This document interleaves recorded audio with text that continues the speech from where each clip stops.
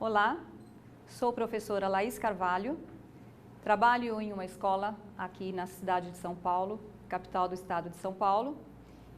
Sou também autora de livros didáticos para alunos de primeiro e segundo ciclos. Estou aqui para dar a vocês algumas informações sobre o novo acordo ortográfico que entrou em vigor a partir do dia 1º de janeiro deste ano. Este curso é uma iniciativa da editora Saraiva e tem como objetivo servir de apoio a você no seu dia a dia. Além deste material, você encontrará no site da Saraiva outros conteúdos preparados pela assessoria pedagógica da editora, aos quais você terá acesso. Este material foi preparado cuidadosamente e esperamos que ele seja útil no seu dia a dia. Você pode assistir a esse DVD no seu tempo de planejamento de aulas ou nas suas horas de atividades, e você pode assisti-lo em blocos ou por inteiro. Ele está dividido em 4 blocos e com informações objetivas, práticas, e esperamos que sejam úteis na sua sala de aula. Vamos então ao acordo ortográfico. A redação original deste acordo deu-se em 1990, mas a aprovação demorou 19 anos e apenas agora ele está em vigência. Para nós entendermos um pouco por que tanto tempo assim para chegarmos a uma uniformização e simplificação da ortografia da língua portuguesa, precisamos entender o que se passou. Em primeiro lugar, os países envolvidos. Vocês veem aqui Brasil, Portugal, os países africanos Angola, Cabo Verde, Moçambique, as ilhas São Tomé e Príncipe, Guiné-Bissau e o país asiático Timor-Leste. Como começamos? Começamos no início do século XX, em 1911, com a primeira tentativa de padronização e simplificação da ortografia. Foi uma iniciativa isolada de Portugal, sem alterações no Brasil.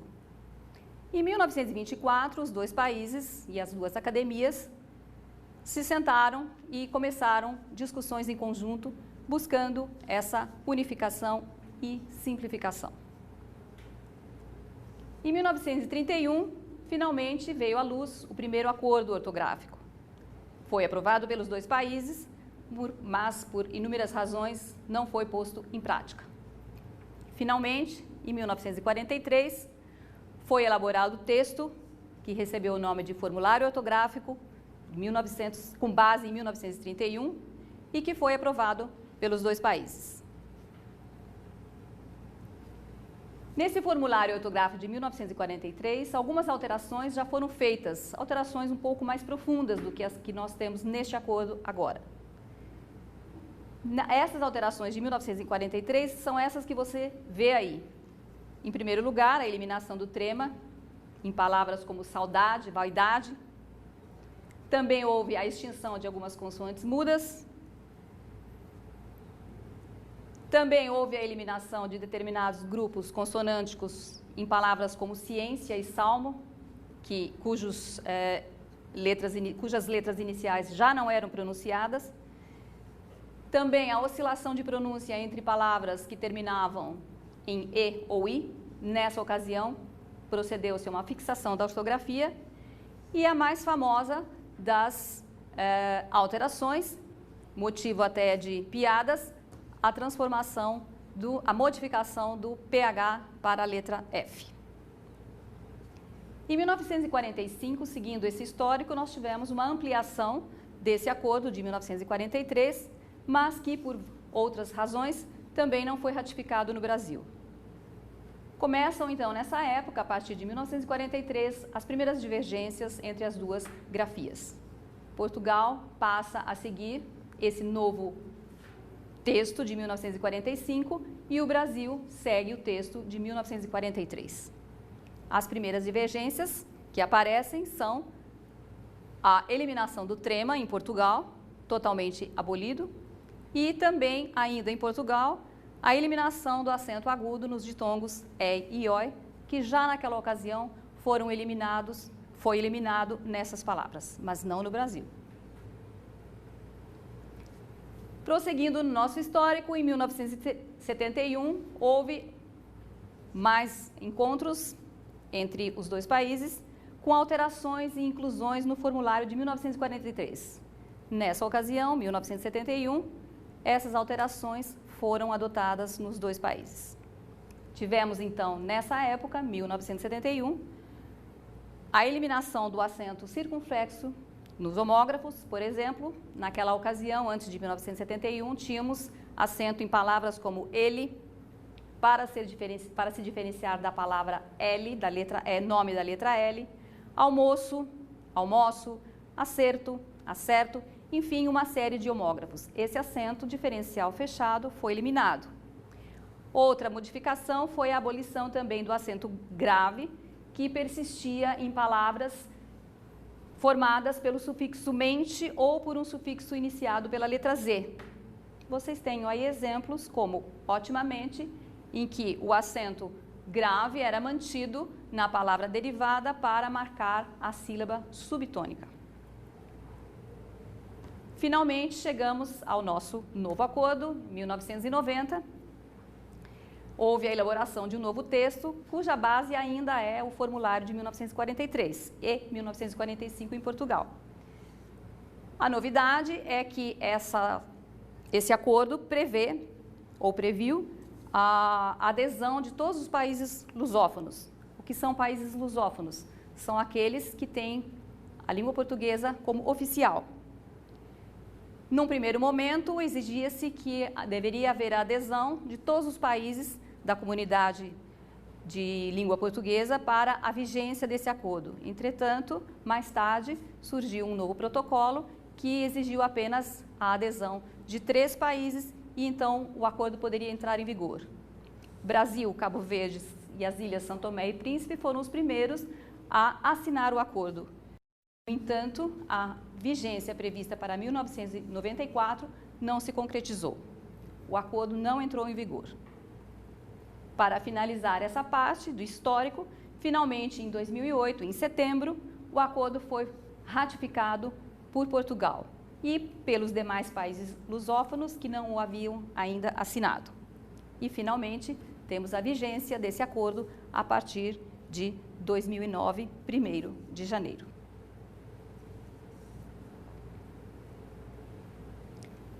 Objetivos. Quais são os objetivos fundamentais para esse texto? Vocês podem ver aí, o primeiro deles, o mais óbvio, é a unificação e a simplificação ortográfica da língua escrita. Temos também o desejo de que o português seja uma língua diplomática com valor perante a ONU e outros organismos internacionais. Com isso, um maior prestígio internacional. A vigência do acordo é com um prazo determinado. Para Portugal e demais países lusófonos, temos um prazo de 6 anos de implantação. Para o Brasil, 3 anos. É importante lembrar que os livros didáticos no Brasil já estão obrigados a adotar a nova grafia. Aqui temos a primeira grande modificação, que é em relação às letras. O alfabeto, que antes tinha 23 letras, agora passa a ter 26 letras. As letras K, W e Y foram incorporadas ao alfabeto. Tinham sido banidas, consideradas letras especiais, agora não são mais. Elas fazem parte do nosso alfabeto. E aí temos os usos dessas letras no português do Brasil. Vejam os exemplos, fazem parte agora do alfabeto as letras K, W e Y. A segunda alteração em relação às letras diz respeito às consoantes mudas. Temos no acordo a eliminação de consoantes mudas, que são aquelas não pronunciadas. Vejam os exemplos de como era e como ficou. Temos aí afeto e afeto, que não se pronunciava, mas se escrevia, e tiramos essa letra C. E um outro exemplo com a consoante P. Quais são as consequências disso? No Brasil, não há alteração. não temos casos de palavras com consoantes C e P mudas, mas em Portugal haverá grandes modificações porque isso afeta muito a pronúncia em Portugal. O que ocorre é que, devido à oscilação de pronúncia nessas palavras em Portugal, nas várias regiões de Portugal, o acordo prevê, então, a dupla grafia dessas palavras, porque, ora, essas consoantes são pronunciadas, ora, elas não são pronunciadas. É importante lembrar que as consoantes que são pronunciadas permanecem, como temos aqui no exemplo, nos exemplos compacto, rápido, erupção e outras. O segundo bloco de alterações que vem com o acordo, com esse novo acordo ortográfico, dizem respeito à acentuação e ao uso do trema. Vejamos quais são essas modificações. A primeira delas é em relação ao acento agudo. O acordo diz que haverá a eliminação do acento agudo nos ditongos abertos EI e OI nas palavras paroxítonas. Vejam como era e como vai ficar. Vocês têm aí a letra em vermelho, ideia, assembleia, joia, heróico. Vejam que a pronúncia permanece a mesma, o que é eliminado é apenas o acento. Exemplos da mídia estão aí. Vocês têm algumas frases. A terceira é uma manchete. Ieda decide comprar avião e diz que ideia é de Lula. Vejam como os jornais já utilizam a nova grafia. É importante lembrar também, mais uma vez, que isso só ocorre nas palavras paroxítonas. O acento agudo em EI e OI permanece nas palavras oxítonas e nas palavras que têm o ditongo EL. Não há modificação nelas. A segunda regra de eliminação em relação ao acento agudo é a abolição dele nas vogais tônicas I e U, quando essas vogais são precedidas de ditongo. Vejam alguns exemplos. Essas palavras, como feiura, baiuca, maoísta, passam a não ter mais acento. São palavras de baixíssima frequência, muitas vezes desconhecidas da maioria dos usuários da língua e não devem ter muito impacto no uso do dia a dia. Vejam também alguns exemplos da mídia e é importante também mencionar que esse acento permanece quando essas vogais não são precedidas de ditongo. Alguns exemplos vocês têm aqui, como ciúme, ciúme, vogal tônica U, precedida de apenas uma vogal, o acento permanece. Proteína, baú, egoísmo e também nas palavras oxítonas, como Piauí. Não há alteração. Há alteração apenas nas palavras paroxítonas. A terceira modificação em relação ao acento agudo é também a eliminação nas mesmas vogais I e U em algumas formas dos verbos arguir e redarguir. Também ocorre baixíssima frequência porque é apenas em algumas formas verbais. Vocês têm aí como exemplo de jornal, vocês têm os americanos redarguem, que criam muito mais empregos para nativos e imigrantes que os europeus. Vejam o segundo exemplo. A ação da CNTI argui legislação municipal paulista que proíbe o uso de amianto na construção civil. Importante lembrar que a pronúncia não muda, há apenas a eliminação do acento. Lembro, mais uma vez, palavras de baixíssima frequência. Temos agora alterações em relação ao acento circunflexo. A primeira delas diz respeito ao hiato OO. Vejam como era e como ficou.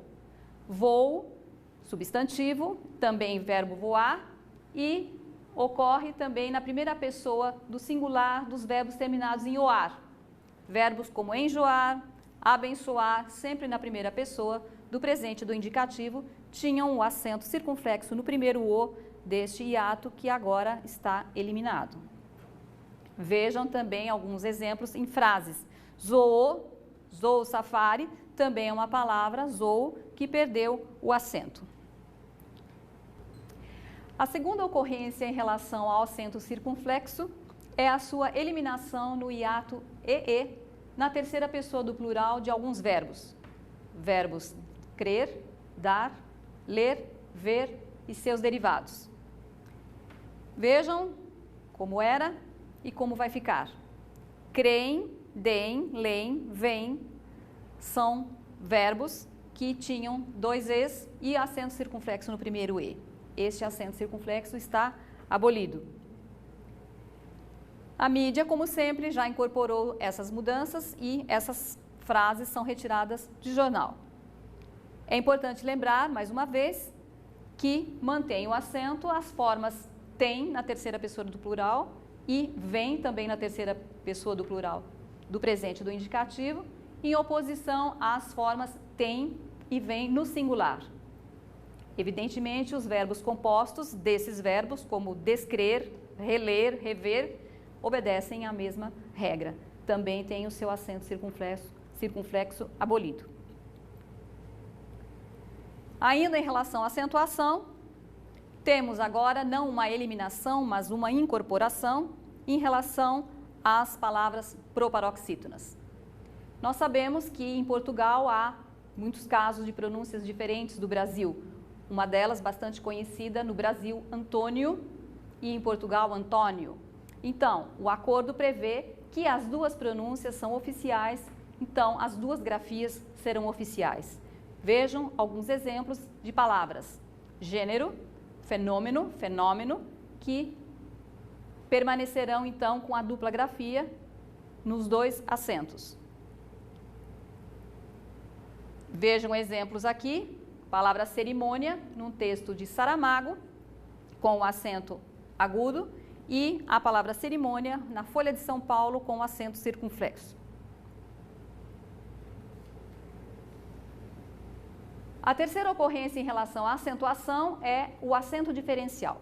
O acento diferencial na maior parte das palavras já havia sido abolido no Brasil com as alterações de 1971 e em Portugal já em 1945 na maior parte dos casos. Vejam os exemplos. Temos aqui o verbo parar.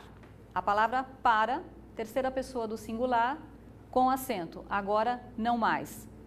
Também o substantivo pelo, com acento, também não mais. Pera e polo. Vejam que a pronúncia não muda, apenas os acentos foram eliminados. É importante lembrar que, como toda regra tem exceção, temos aqui duas palavras que são exceção dessa regra. Nós temos a palavra pôde, terceira pessoa do singular do pretérito perfeito do indicativo, que se opõe à palavra pode, presente do indicativo. Essas duas formas são diferenciadas pelo acento em pôde, porque não é fácil distingui-las mesmo com um contexto. Também o acento no verbo por permanece para a distinção da preposição por. É facultativo ainda o acento na palavra forma, substantivo para se diferenciar de forma. Chegamos então ao uso do trema. O trema é eliminado totalmente das palavras portuguesas e aportuguesadas na língua portuguesa. Vejam aí alguns exemplos retirados da mídia, que foi muito rápida na assimilação dessa modificação. Nós sabemos que os brasileiros, usuários da língua, dificilmente usam, ou pelo menos sabem da presença desse sinal gráfico. Vejam como era e como fica. Tranquilo, linguiça, 50. Esta será uma mudança de assimilação tranquila, sem trema. É importante ainda lembrar que o trema permanece em palavras estrangeiras. Como vocês veem aí, nós temos Müller e Hübner, que mantêm o trema por serem palavras não aportuguesadas também. Chegamos agora ao uso do hífen. O hífen já não era considerado um assunto muito fácil no uso. Agora também algumas coisas foram alteradas e outras não, e isso tem gerado alguma polêmica. Vamos ver o que mudou, em primeiro lugar. Em primeiro lugar, o acordo prevê que não se usa o hífen quando o prefixo ou falso prefixo, ou seja, o primeiro elemento da composição, termina com uma vogal diferente daquela com que a outra palavra se inicia. Para entender isso, vamos ver como são os exemplos. Então, nós temos autoafirmação. Em vermelho, você tem como era. Duas vogais diferentes. Elas passam a ser unidas, os dois elementos passam a ser unidos sem hífen. Extraoficial, mesma coisa, duas vogais diferentes, uma única palavra sem hífen. Infraestrutura. Vejam também o exemplo da mídia, infraestrutura. A palavra se torna maior. Qual a consequência disso? Algumas palavras que já eram escritas sem hífen foram agora normatizadas, principalmente aquelas de áreas específicas. Você tem aí como, por exemplo, antiaéreo, agroindustrial, socioeconômico, já escritas anteriormente sem hífen. É importante lembrar, mais uma vez, que permanece o hífen nas palavras compostas, cujo elemento, em segundo lugar, comece com a letra H. O segundo caso do hífen é, outra vez, não uso de hífen quando o primeiro elemento termina com uma vogal e o segundo elemento começa com R ou S. Vejam como era e como ficou. Antessala, em vermelho, era com hífen, antessala. Novidade, as consoantes são dobradas. Autorretrato, dobra-se o R. Suprarrenal, a mesma coisa. Essas consoantes devem ser dobradas para uma pronúncia, para assegurar a pronúncia correta. Consequência, já disse, importante lembrar também que quando nós temos os prefixos inter, super, hiper, que terminam em R e o segundo elemento começa também com R, isso não acontece, permanece o uso do hífen como tem sido até agora. A terceira modificação em relação ao hífen é agora um caso de uso do hífen. Usa-se o hífen quando o primeiro elemento começa com vogal e o segundo elemento começa também com uma vogal igual. Vejam as ocorrências. Aqui uma novidade. Micro-ônibus, micro-ondas, que já no uso eram sem hífen, agora passam a ter hífen por força dessa nova regra. Anti-inflamatório, também escrito com os dois elementos juntos, agora separados, duas vogais iguais. O acordo faz uma exceção em relação ao prefixo co, diante de palavras escritas com a segunda palavra escrita com a mesma vogal, como no caso de cooperar, coordenar. Embora as duas vogais sejam iguais, elas devem, nesse caso, a palavra aglutinada. Os compostos com o prefixo re, nas palavras como reescrever, reeditar, deverão, por analogia, seguir essa mesma recomendação do prefixo co. O próximo caso do hífen agora é apenas o que permanece, não há mudança, já estamos usando dessa forma. Emprega-se o hífen com os prefixos pré, pró, pós, quando estes forem tônicos e o segundo elemento tiver vida à parte. Os exemplos que nós temos são pré-escola, pós-graduação, pró-africano. Já usávamos assim. Quando o prefixo é átono, ele se aglutina a outra palavra. Vemos aqui os exemplos: pré-estabelecido, pospor, promover. Nenhuma novidade. Lembrar também aqui é importante os casos em que o hífen permanece. Quando se fala em hífen, a impressão que se tem, ou talvez por um equívoco, que o hífen, todas as regras do hífen foram modificadas. Não é assim. O hífen permanece principalmente nas palavras que já têm uma unidade semântica. Vejam exemplos. Palavras como couve-flor, conta-gotas, guarda-chuva, guarda civil, guarda-roupa. O hífen permanece. Em palavras também que são compostas com os prefixos como esses, ex, além, recém e sem, também não há mudanças. Nomes que designam espécies botânicas e zoológicas como erva doce, sabiá laranjeira, banana maçã, banana nanica, também não há nenhuma mudança. O hífen permanece. Para terminar, vamos fazer alguns comentários e o fechamento deste curso. É importante lembrar, importante enfatizar que se trata de um acordo. O próprio nome o diz, é um acordo e não uma reforma ortográfica. Muitas vezes temos visto na mídia algumas notícias ou artigos falando em reforma. Não é verdade, é apenas um acordo, cujo objetivo é a unificação e a simplificação da grafia. Não se trata de reforma. Portanto, inseguranças, ansiedades não se justificam.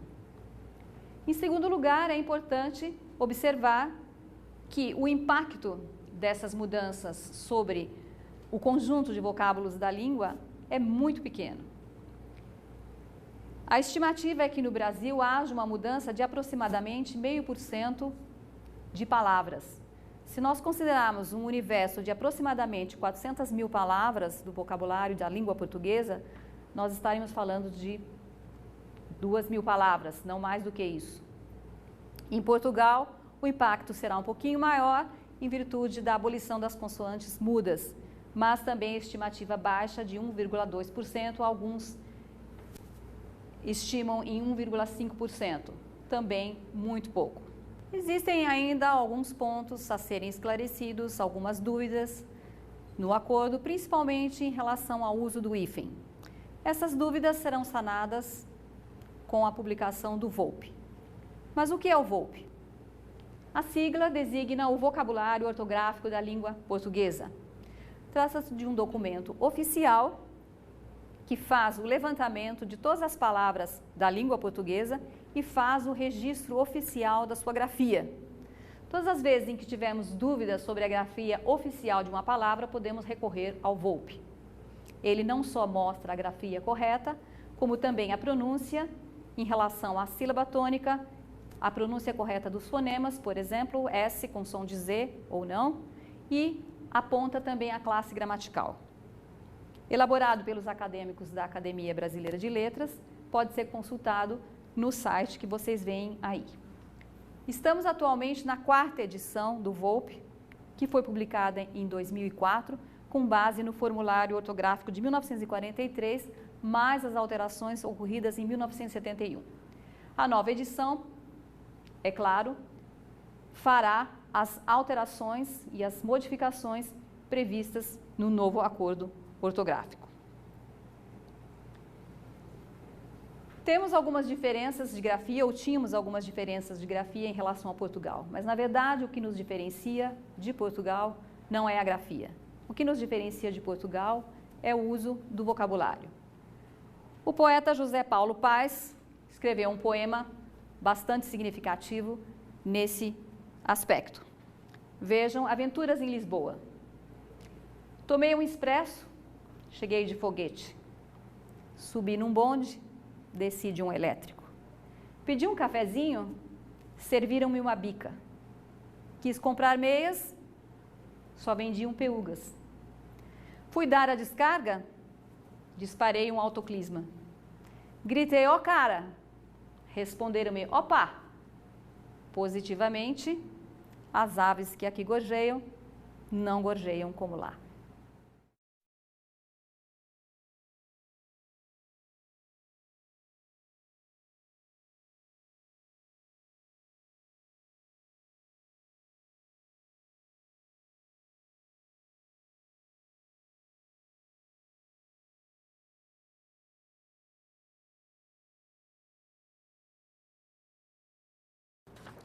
A redação original deste acordo deu-se em 1990, mas a aprovação demorou 19 anos e apenas agora ele está em vigência. Para nós entendermos um pouco por que tanto tempo assim para chegarmos a uma uniformização e simplificação da ortografia da língua portuguesa, precisamos entender o que se passou. Em primeiro lugar, os países envolvidos. Vocês veem aqui, Brasil, Portugal, os países africanos, Angola, Cabo Verde, Moçambique, as ilhas São Tomé e Príncipe, Guiné-Bissau e o país asiático Timor-Leste. Como começamos? Começamos no início do século XX, em 1911, com a primeira tentativa de padronização e simplificação da ortografia. Foi uma iniciativa isolada de Portugal, sem alterações no Brasil. Em 1924, os dois países e as duas academias se sentaram e começaram discussões em conjunto, buscando essa unificação e simplificação. Em 1931, finalmente veio à luz o primeiro acordo ortográfico. Foi aprovado pelos dois países, mas por inúmeras razões não foi posto em prática. Finalmente, em 1943, foi elaborado o texto que recebeu o nome de Formulário Ortográfico, com base em 1931, e que foi aprovado pelos dois países. Nesse formulário ortográfico de 1943, algumas alterações já foram feitas, alterações um pouco mais profundas do que as que nós temos neste acordo agora. Essas alterações de 1943 são essas que você vê aí. Em primeiro lugar, a eliminação do trema em palavras como saudade, vaidade. Também houve a extinção de algumas consoantes mudas. Também houve a eliminação de determinados grupos consonânticos em palavras como ciência e salmo, cujas letras iniciais já não eram pronunciadas. Também a oscilação de pronúncia entre palavras que terminavam em E ou I. Nessa ocasião, procedeu-se a uma fixação da ortografia. E a mais famosa das alterações, motivo até de piadas, a modificação do PH para a letra F.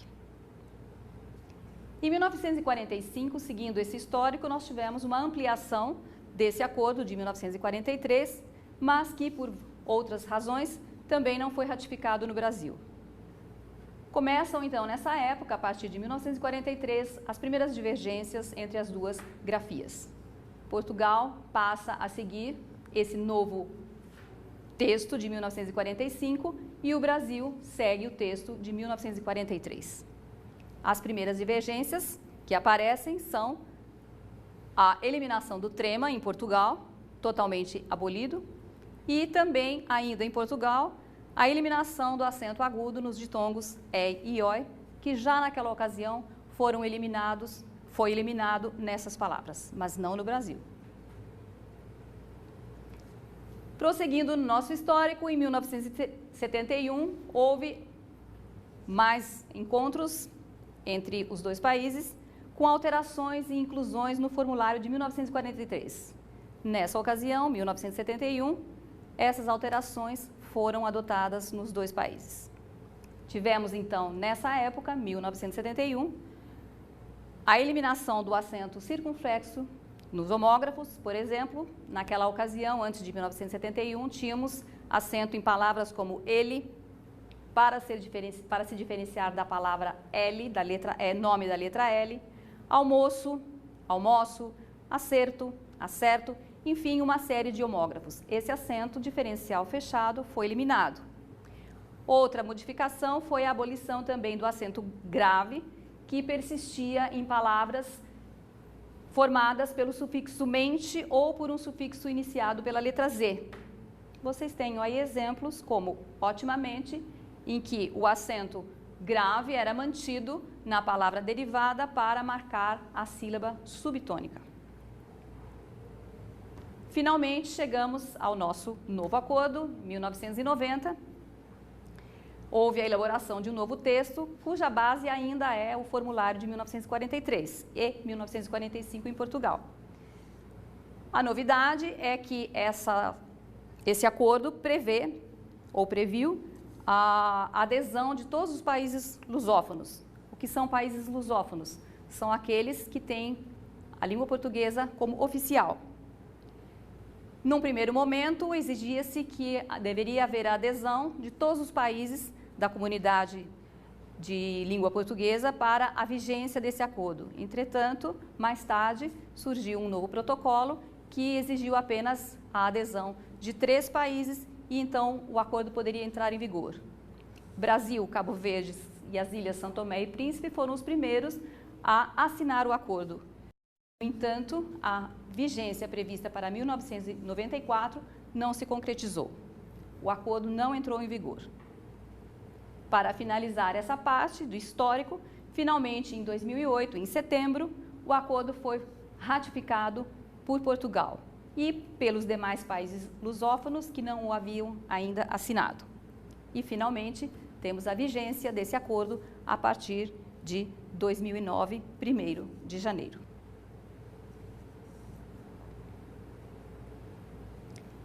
Objetivos. Quais são os objetivos fundamentais para esse texto?